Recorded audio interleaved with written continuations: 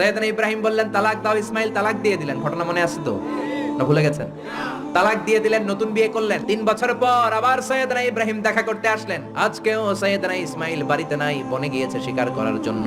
আজকেও সাইয়েদনা ইব্রাহিম এসে সালাম দিল, আসসালামু আলাইকুম। আজকে জাদুমাখা কণ্ঠে, মধুমাখা কণ্ঠে, সুরেলা কণ্ঠে একটা মেয়ে উত্তর দিল, ওয়া আলাইকুমুস সালাম। জিজ্ঞেস করলো কাইফা হালুকি ইয়া উম্মি, মা কেমন আছো? মেয়ে কয় আলহামদুলিল্লাহ আলা কুল্লি হাল, সব সময় আমরা ভালো আছি। সুবহানাল্লাহ কইবেন না?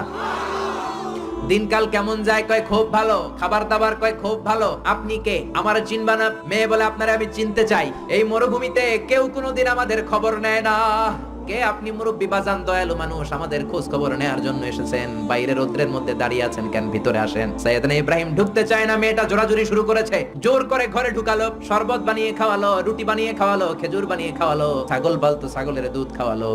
সাইয়েদনা ইব্রাহিম এই আপ্যায়ন দেখে চোখের পানি ছেড়ে মেয়েটার জন্য দোয়া করে দিল।